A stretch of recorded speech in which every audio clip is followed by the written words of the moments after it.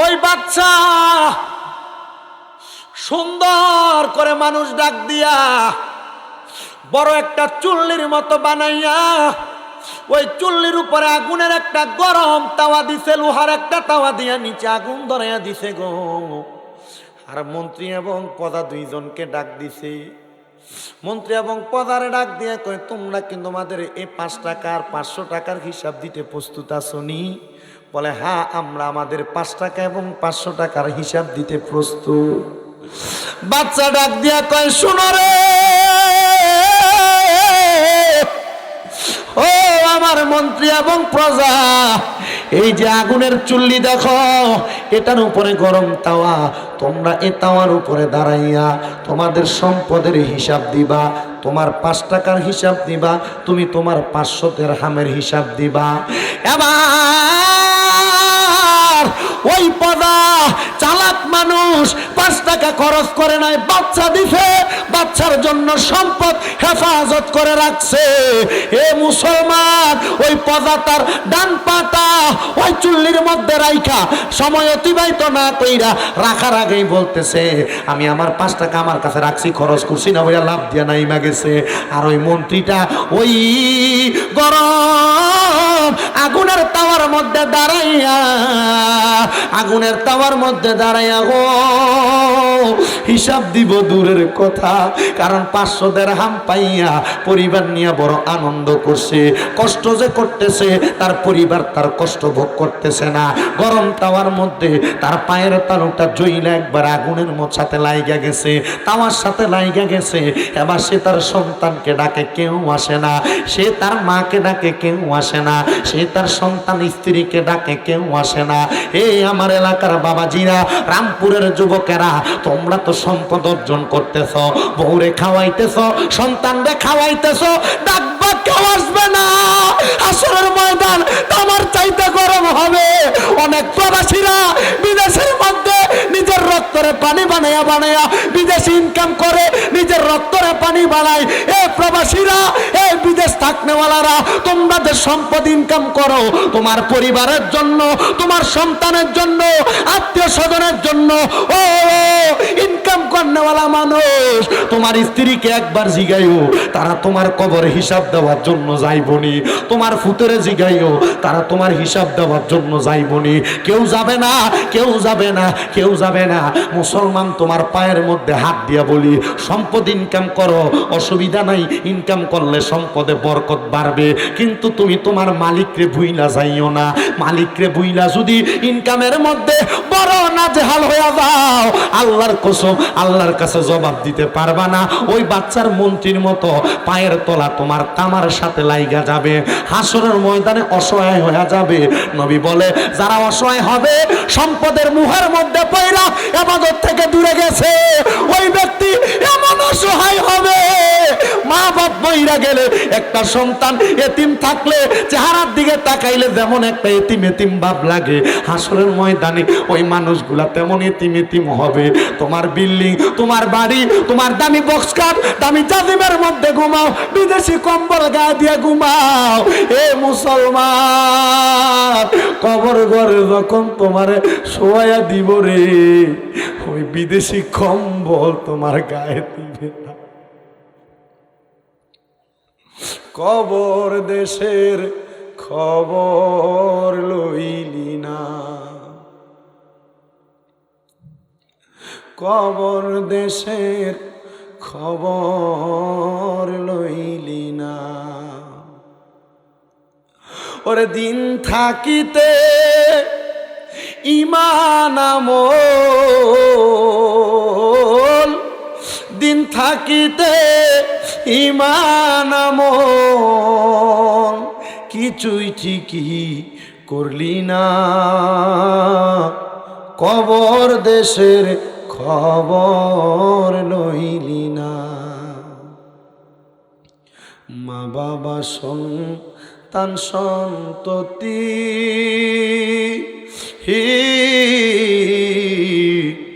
স্ত্রী পুত্র বন্ধু বান্ধবী, ওরে সবার সাথে সবই করলি,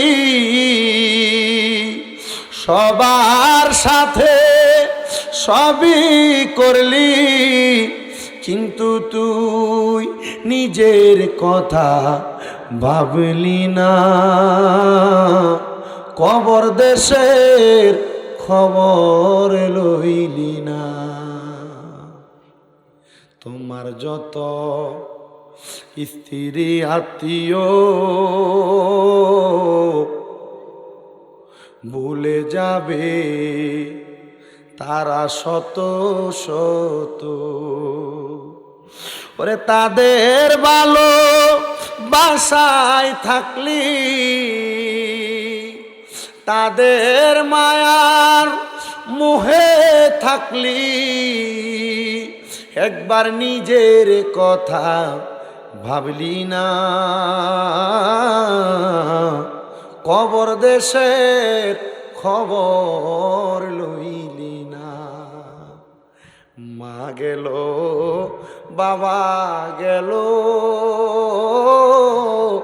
ফিরা তো আর আইল না। ওরে তুমি যেদিন চলে যাবে কেহ তোমায় দেখবে না।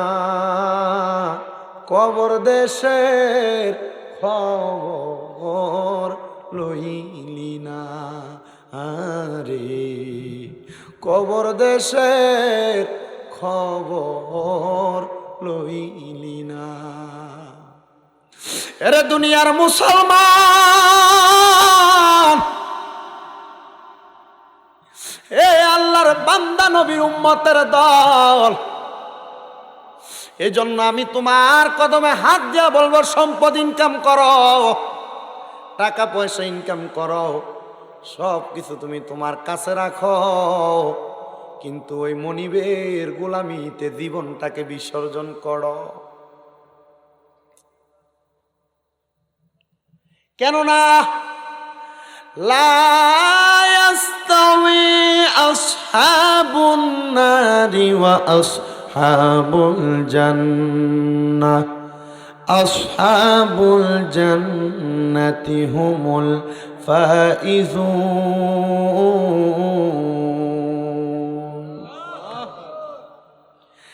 জাহান্নামী আর জান্নাতি এক নয়, জান্নাতীরা সফল কাম। এই জন্য তুমি যদি তোমার মনিবের গোলামিতে জীবন বিসর্জন করতে পারো, তুমি জান্নাতি হইতে পারবা, সফল কাম হইতে পারবা, কবরে যাইবা, শান্তিতে থাকতে পারবা।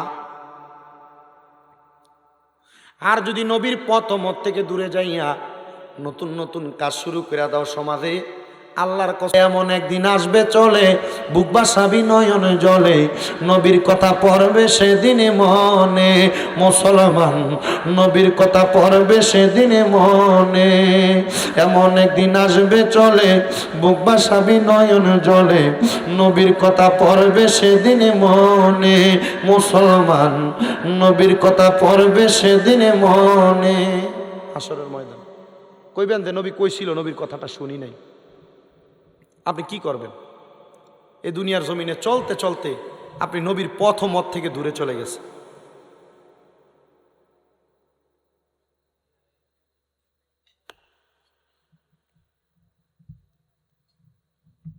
তাহলে আপনারা বলেন, ওই কঠিন মুসিবত আসার আগে আমরা নবীর পথ মতে চলার দরকার আছে কিনা? তো আমি আমার কোরআনের আয়াতের প্রারম্ভিকায় তিনটা বিষয় বললাম আল্লাহর আদেশের, আল্লাহর ইবাদতের বিষয় বললাম। আল্লাহ ছাড়া কাউকে সেজদা করা যাবে না, এটা আপনারা জানেন। যাবে কাউকে সেজদা করা যাবে? আল্লাহ ছাড়া কোনো জায়গায় কোনো কাউকে সেজদা করা যাবে? একমাত্র সেজদা পাওয়ার মালিক একজন, তিনি হইল কে? তিনি হইল আমার আল্লাহ। আর 3 নাম্বার, ওয়াবিল ওয়ালিদাইনি ইহসানা,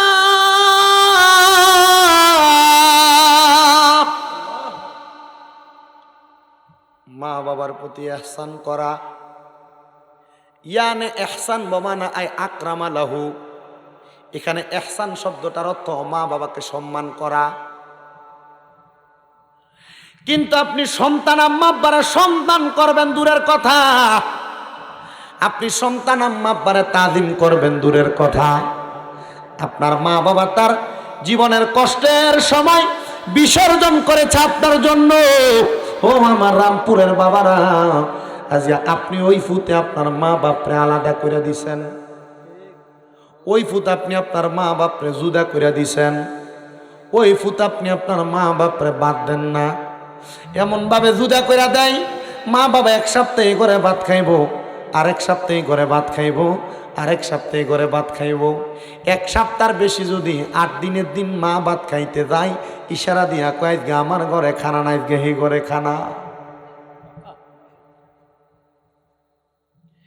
এই সম্পদ দিয়ে আল্লাহর দরবারে কোনো জবাব দিতে পারবা না। যদি তোমার সম্পদের মাধ্যমে আমার আল্লাহ সন্তুষ্টি না হয়, হুজুর আমার সম্পদ দিয়া কেমনে আল্লাহরে সন্তুষ্ট করব? আরে আল্লাহরে সন্তুষ্ট করার মাধ্যম তোর ঘরের ভিতরে তোর মা বাবা। বুড়া হয়ে গেছে, চামড়া কালা হয়ে গেছে, বাস পড়ে গেছে, ওই মা বাপরে সম্মান করো না। কিন্তু একটা কথা মনে রাখবা, এদেরকে সম্মান না কইরা, তালিম না কইরা 5 ওয়াক্ত নামাজ পড়তে পারবা, কোনো কিছু আল্লাহর দরবারে কবুল হবে না।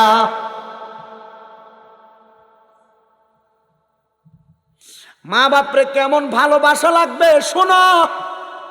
নবীর একজন প্রাণের বিখ্যাত হাদিস বিশারদ হযরতে আবু হুরায়রার জীবনী থেকে আরেকটু কথা বললে আরো বুঝতে পারবা।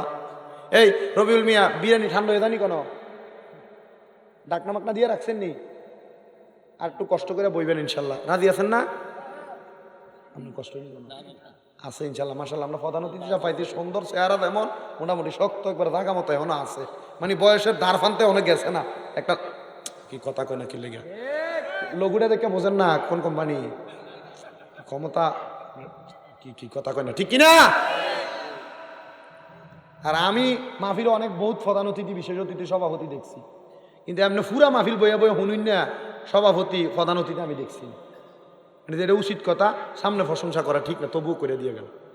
আইয়া মাইকটা লইয়া, সম্মানিত এলাকাবাসী, আমি ওমক, আপনারা চিনেন, এলাকার উন্নয়নে আমি অনেক কাজ করেছি, সমাজ সেবায়, আপনারা আমার জন্য দোয়া করবেন, দোয়া চাওয়ার জন্য আসছি। আসসালামু আলাইকুম। আইসা হুজুর একটু কাজ আছে তো আরো, ওইখানে যাব, চলে যায়। কথা কন না কেন?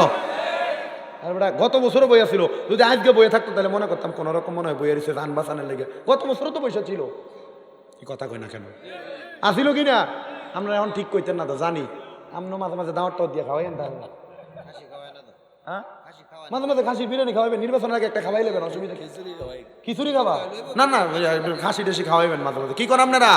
কি একটা খানার আয়োজনের দরকার আছে কিনা? ইনশাল্লাহ করে নেবেন, হইব কইছে ইনশাল্লাহ, হ্যাঁ হইব কইছে ইনশাল্লাহ। আল্লাহ কবুল করুক, আমিন কন। এই ইন্ডিয়া কাটার কথা কস বাবা, কি তো কথা কইও না, কষ্ট হয়। গতকালকেও, আর আমার কষ্ট হয়, আপনারা না হয় না। গতকাল কই নরসিংদী মাহফিল আছিল, কি কাছে সকাল 4:30টার দিকে আইছি, 4:30টার দিকে শুইয়া দেখি আর ঘুমায় না, 7:35 বাজে, চোখই লাগে না। রাতের ঘুম দিনে হারায়, হ্যাঁ ঘুম লাগে না।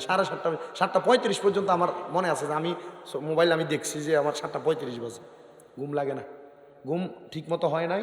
মাথায় এখনো এই বাম দিক থেকে টন টন টন টন টন টন করতেছে, মানে ওয়াজ না করলে দেওয়া পরে আর আবেদন না পরে আবার দাওয়াত বন্ধ, ঠিক না? করা লাগে। আপনারা দোয়া করেন। মোটামুটি একটা বাসে চলতেছে তো, ওই সেপ্টেম্বর থেকে শুরু হয়েছে, এখনো চলে নাকি? এ তারাবাড়ির মাহফিল আসলে আমার মনে মাহফিলের সিজনের 7 নম্বর না 8 নম্বর মাহফিল, তারাবাড়ির মাহফিলটা এখনো চলতেছে। মোটামুটি আমরা দোয়া করলে আগামী তো চলবে, কি বলেন আপনারা? দোয়া করবেন না আমার জন্য? আপনাদের দোয়ার বরকতে এখনো কুমিল্লাতে আমি ওদম গুনাগারের 6টা মাদ্রাসা চলতেছে, আলহামদুলিল্লাহ। নাই তো আমি এর আগে দাওয়াত দিয়ে গেছি, যদি আপনারা দূরে মাদ্রাসায় বাচ্চা পড়াইতে চান, আল হোসাইনিয়া ইসলামিয়া সুন্নিয়া মাদ্রাসা, জামিয়া নূরে মদিনা মাদ্রাসা, তাহফিজুল কোরআন ইন্টারন্যাশনাল একাডেমিক মাদ্রাসা একটা, তাহফিজুল কোরআন ইন্টারন্যাশনাল হিপস মাদ্রাসা পুরুষ বিভাগ একটা, ছেলেদের মেয়েদের বিভাগ একটা, এখন আবার মা ফাতেমাতু জহরা রাদিয়াল্লাহু তাআলা আনহা মহিলা মাদ্রাসা। দোয়া করতেন না আপনারা? আবার হুজুরা নূরে মদিনা মাদ্রাসা আছে, আমার নিজে যেগুলাতে অ্যাডজাস্ট আছে ওই 6টার কথা বললাম আর কি। দোয়া করতেন না আপনারা জ্ঞান হুজুরে ছোড়ো দেয়া দাড়ি টাড়ি উঠছে না মোটামুটি একবারে। আমি তো হোমনার ভাত খাইতে খাইতে মোটামুটি আমার পেট ভরা। এবছর হোমনা মাহফিল কয়টা করলাম? 4 দিন করে করলাম। গত বছর আপনাদেরটা কইরা যে দ্বিতীয় মাহফিলটা করছি, গত 4 দিন ওইটা ছাইড়ে রাখছি। এবছর এনে সিঙ্গেল কত হয়েছে রবিউল মিয়ার লাগে মোটামুটি ভাতিটা বাড়াই দিলে চলবো। হুজুর আমার এনে সিঙ্গেল করতে হবে, বুঝলেন না বিষয়টা?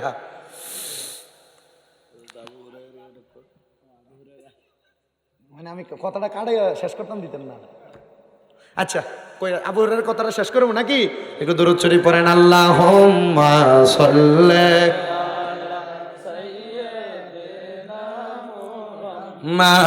মাদনাবি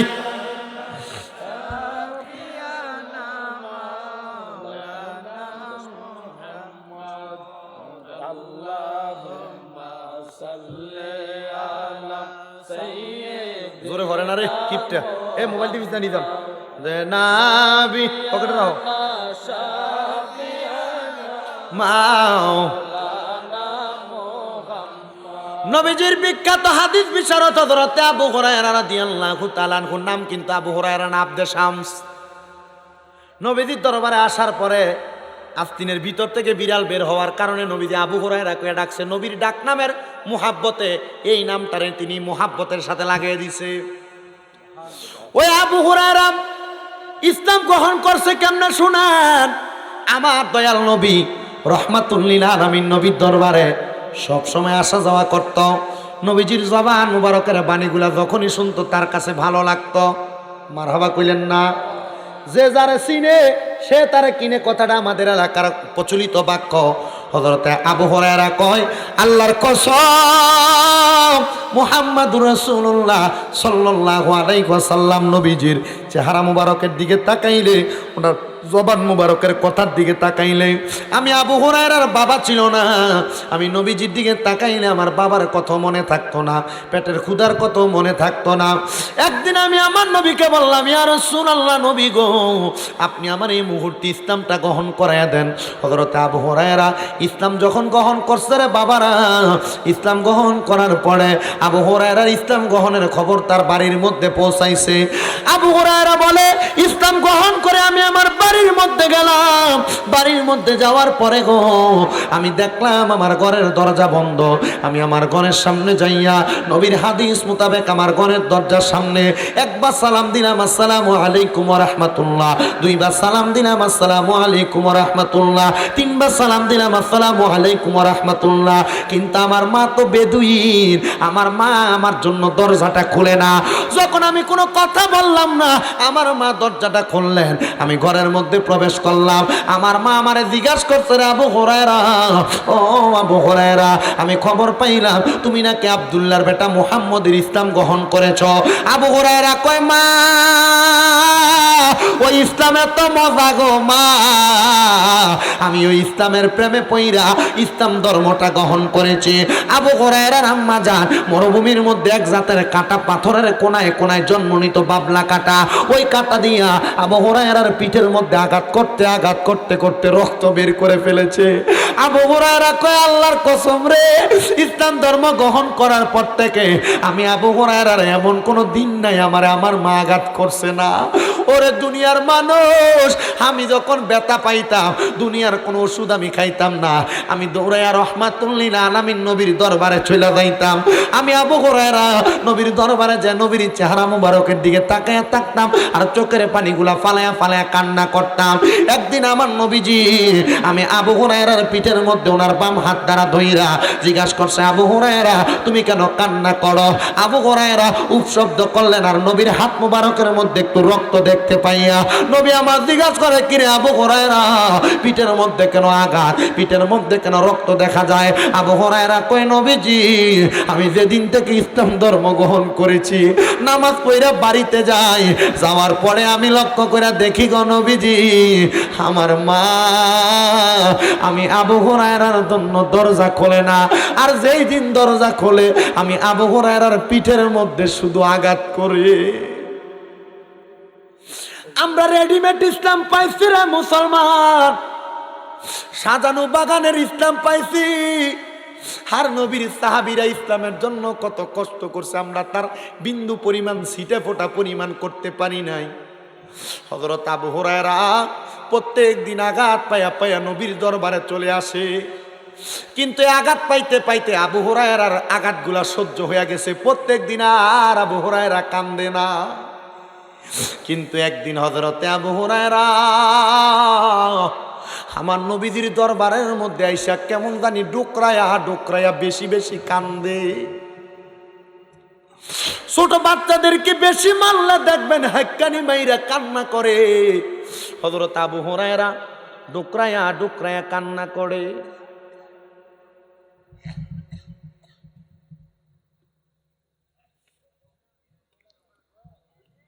হযরত আবু হুরায়রা যখন কান্না করে, রাহমাতুল লিল আলামিন নবী আমার আবু হুরায়রারে জিজ্ঞাসা করে, আবু হুরায়রা প্রথম কান্না করতাম, মাঝখানে তো কান্না করো না, এখন কেন আবার কান্না করো? আবু হুরায়রা কই, নবীজি ইয়া রাসূলুল্লাহ, নবী গো, নবীজি আমি কান্না করি, আমার মনে বড় কষ্ট নবী, এই জন্য কান্না করি। আবু হুরায়রা আজকেও বুঝি তোমার মা তোমারে মারছে? আবু হুরায়রা কই, নবীজি আমি এই জন্য কান্দি না, মা তো প্রত্যেক দিন মারে, আমার এটা মার সহ্য হয়ে গেছে, আঘাতটা সহ্য হয়ে গেছে। হে আবু হুরায়রা কেন কান্না করো রে? আবু হুরায়রা কই, নবী গো আপনি কত মানুষের জন্য আল্লাহর কাছে দোয়া করেন, আল্লাহ আপনি নবীর দোয়া কবুলও করেন। নবী গো আপনি একটু আমার মার জন্য দোয়া করেন না, সে আফসুসে আমি আজকে কাঁদতাছি। নবীজি সবার জন্য দোয়া করেন, নবী আমার মা আমার প্রত্যেকদিন মারে, আপনি আমার মার হেদায়েতের লেগে একটু দোয়া করেন না। আচ্ছা আপনার মা আপনার 1 দিন 2 দিন 3 দিন 5 দিন মারলে আপনি কারোর কাছে বিচার দেন আর না দেন, নিজের বাপের কাছে তো বিচার দিবেন। কথা কয় না? বাপে তো মার বিচার করতো না, নানির বেজিয়া মামুরার কাছে নানার কাছে তো বিচার দিবেন। যখন অতিষ্ঠ হয়ে যায় অনেক ফলাফান খারাপ হয়ে যায়, মা বাবার শাসন না সহ্য করতে পাইয়া খারাপ হয়ে যায়। আবার অনেক ফলাফান মা বাবা ত্যাগ করে দিয়ে দূরে চলে যায়, জানা অধিক শাসনে আবার সমস্যা।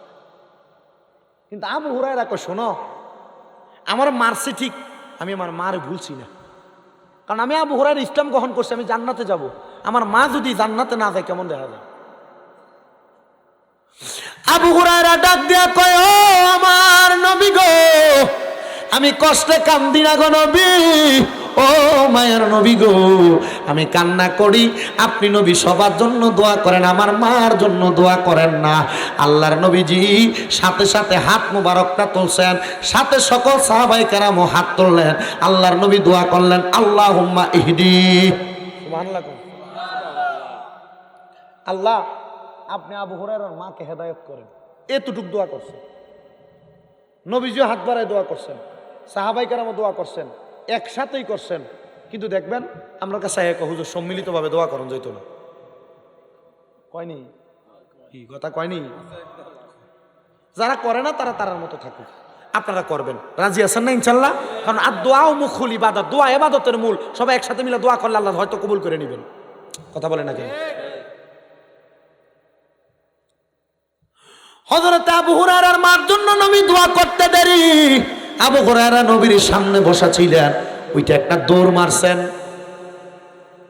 পিছনে সাহাবায়ে কেরাম হযরত আবু হুরায়রার আটকায়া ডাক দিয়ে কয়, আবু হুরায়রা রে তুমি তো এতক্ষণ আমার নবীরে বললা দোয়া করার জন্য, কিন্তু এখন দোয়া করার পরে ব্যথার জ্বালা সহ্য করতে না পাইরা বুঝি তুমি নবীর দরবার থেকে পালায়া যাও? আবু হুরায়রা কয়, না না রে না, আমি ব্যথার জ্বালা সহ্য না করতে পাইরা নবীর দরবার থেকে পালায়া যাইতেছি না, আমি তাড়াতাড়ি বাইরিতে যাইতেছি, আমি এই মুহূর্তে বাড়িতে যা দেখবো আমি আবু হুরায়রা নবীর দরবার থেকে আগে বাড়িতে গেছি না, রহমাতুল লিল আলামিন নবীর দোয়া আমি আবু হুরায়রার বাড়িতে আগে গেছে। আবু হুরায়রা অন্যদিন ঘরের দরজার ভিতরে যাইয়া আসসালামু আলাইকুম করে 3 বার সালাম দিয়ে দাঁড়ায় থাকা লাগতো, দরজা খোলে না। ওই দিন যে আবু হুরায়রা আসসালামু আলাইকুম সালাম প্রথম শেষ করার আগে দেখে মা দরজা খুলে রয়েছে। বর্ণনা এভাবে লেখছে যে আবু হুরায়রা যায় দেখছে তার মায়ের ভিজা চুলগুলা বায়া বায়া পানি পড়তেছে। আবু হুরায়রা বলে, মা অন্যদিন আপনারা 3 বার সালাম দেওয়া লাগে গো, দরজা খোলেন না, নীরব হওয়ার পরে, স্তব্ধ হওয়ার পরে দরজা খোলেন, কিন্তু আজকে দিয়ে আপনি এখন দরজা খুলে ফেললেন একবার সালাম শেষ হওয়ার আগে। আবু হুরায়রার মা ডাক দিয়া কয়, আবু হুরায়রা, আমি প্রত্যেক দিন তোমারে আঘাত করি, এ আবু হুরায়রা, আজকে তোমারে মারার পরে আমি চিন্তা করলাম কিরে তারা এত আঘাত করি, এত মারি, কিন্তু আমার আবু হুরায়রা এই আঘাতগুলা সহ্য করে, সে ইসলামে কত মজা পাইছে, ইসলাম ধর্মে কত শান্তি পাইছে। আজকে আবু হুরায়রা আসুক, আমি আবু হুরায়রারে বলবো, তুমি ইসলামে যে মজা পাইছো ওই মজা পাওয়ার জন্য আমি মারে কালিমা পরে মুসলমান বানিয়ে দাও। আল্লাহর কসম রে ও মুসলমানের দলেরা, আবু হুরায়রার মা ওই দিন ইসলাম ধর্ম গ্রহণ করেছে, কারণ রহমাতুল লিল আলামিন নবী আবু হুরায়রার মায়ের জন্য দোয়া করে দিয়ে গেছে, আপনাদের জন্য দোয়া করছে। আপনারা বুঝেন, বুঝছো না, বুঝার ভান করেন। নামাজ পড়লে জান্নাতে যাইবে, নামাজ না পড়লে ফাসিকে রূপান্তরিত হইবে। আপনারা জানেন জান্য নামাজ সাইরা দেন। মুসলমান ও নবীর উম্মতের দলেরা, এই আল্লাহর ইবাদত নামাজ আপনারা বেশি বেশি করে পড়েন, ঈমান আকীদাটাকে শক্ত করার চেষ্টা করেন, আর আম্মা আব্বার খেদমতরা বেশি বেশি করে করবেন। যারা যাদের মা বাবারে আলাদা করে দিছেন, মা বাবাকে জুদা করে দিছেন, আম্মা আব্বার পায়ের মধ্যে আজকে মাহফিল থেকে বাড়িতে যা পইরা যাইবেন, মা বাবার পাগুলার মধ্যে পুরা কইবেন, মা গো ও আমার আব্বা জান, আল্লাহর রাস্তায় আপনার কাছে আমি পায়ে ধরে মাপ চাই। আপনি যদি যতক্ষণ মাপ না করবেন ততক্ষণ আপনার কদম আমি ছাড়বো না।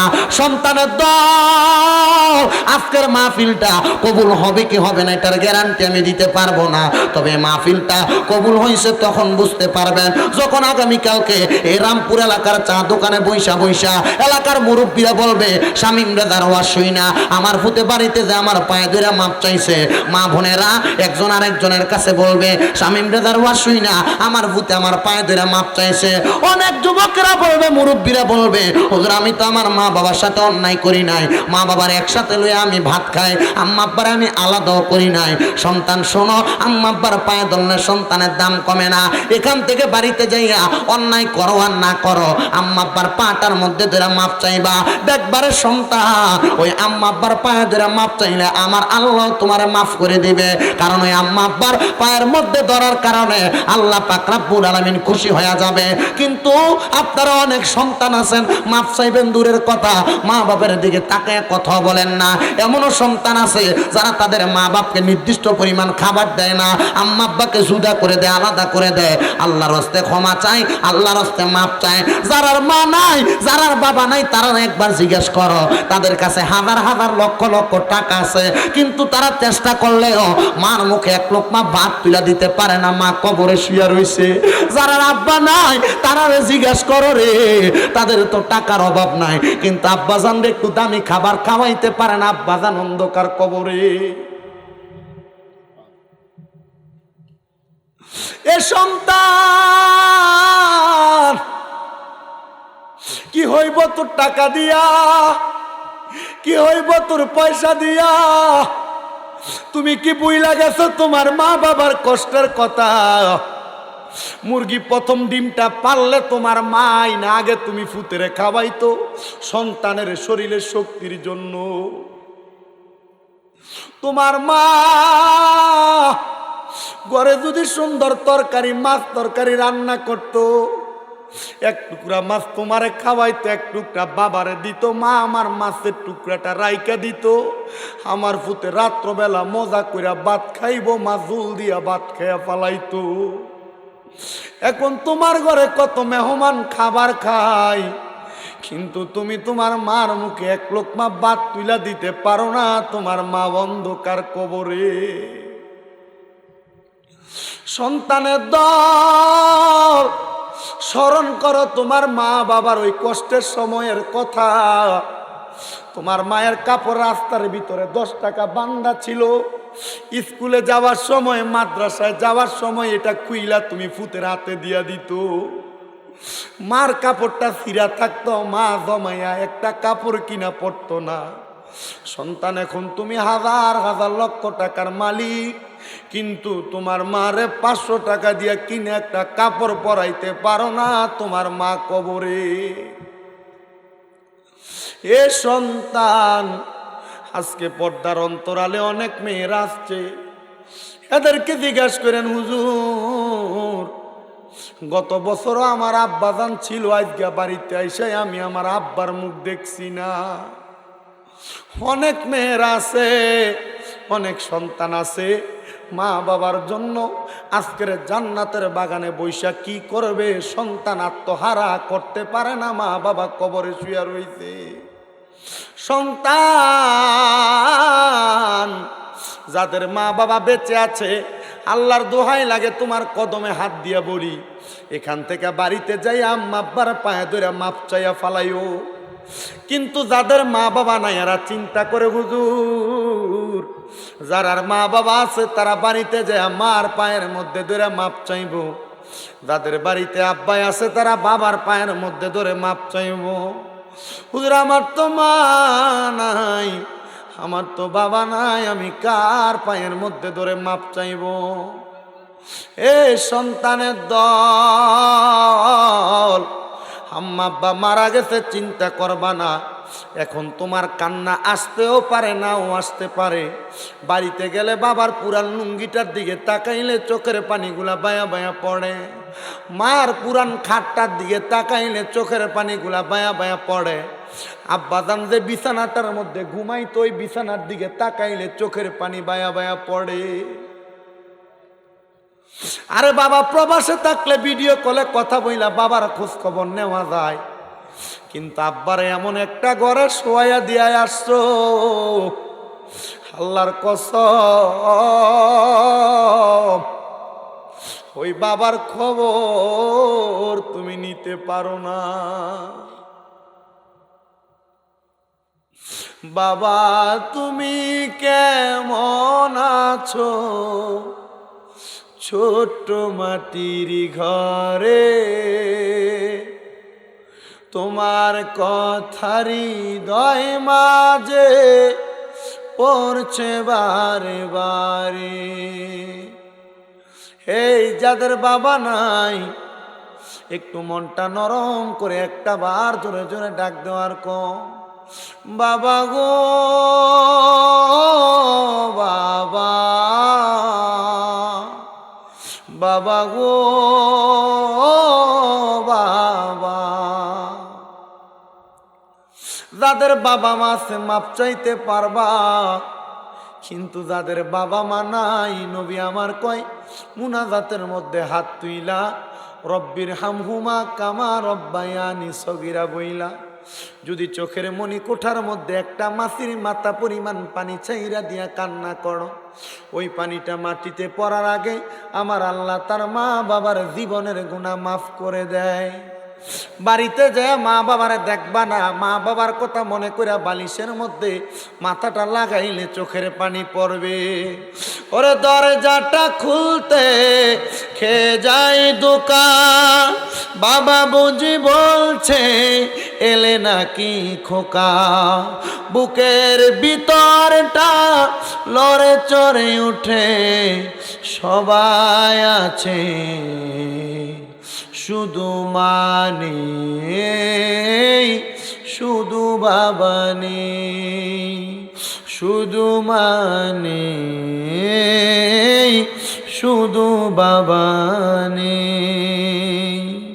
এ যুবক, হে মুরব্বী বাবাজিরা, হে পর্দার অন্তরালের মা বোনেরা, আগে বাবার বাড়িতে আসলে বুঝি বাবা মা তোমার চেহারার দিকে তাকায় তাকায় বলতো মুখ শুকিয়ে গেছে, এখন খবর নেওয়ার কেউ নাই। হে যুবক ভাইয়েরা, আগে বাড়িতে রাত্রবেলা আসতে দেরি হইলে বাবা একবার রাস্তায় যাইতো, একবার বাড়িতে আসতো। বাড়িতে আসলে মা কইতো পুত্রা আইয়ে নি একটু রাস্তাটার দিকে যায় দেখেন না। তোমার মা ভাত খাইতো না, তোমার মা খাবারগুলা টেবিলে নিয়ে রাইখা দিত, তোমার জন্য অপেক্ষা করত। বড় মাছের মাথাটা তুমি পুতের পাতে তুইলা দিত। মা জননীর জিজ্ঞাসা করলে মা আপনি খাইছেননি, মা বলতো পুত তুমি খাইলে আমি মায়ের খাওয়ানো হয়ে যায়। কিন্তু এখন রাত্র গভীর হয়ে গেল, বাড়িতে আসলে মা মায়ের মতো নাই, মা অন্ধকার কবরে, কিন্তু তোমার স্ত্রী স্ত্রীর মতো ঘুমায়, সন্তান সন্তানের মতো ঘুমায়, তোমার ভাতগুলা টেবিলের উপরে পইরা ঠান্ডা হয়ে পইরা থাকে, সন্তান চিন্তা কইরো না, আল্লাহর দরবারে ওই মা বাবার জন্য দোয়া করো। আল্লাহ যেন আজকের এই মাহফিলের উসিলায় তোমার মা বাবার কবরের আযাব মাফ করে দেয়। আম্মা আব্বা কবরে থাকলে আম্মা আব্বার কবর জান্নাতের বাগান বানায়া দেয়। আর যাদের মা বাবা বেঁচে আছে হায়াতের মধ্যে বরকত দান করে, আম্মা আব্বার খেদমত করার তৌফিক দান করে, আম্মা আব্বার সুন্দর করে পরিচর্যা করার তৌফিক দান করে। আল্লাহ যেন রহমাতুল লিল আলামিন নবীর উসিলায় আজকের মাহফিল কবুল মঞ্জুর করে। জবান খুলে জোরে জোরে পড়েন আল্লাহুম্মা আমিন। আসলেন ওই নবী।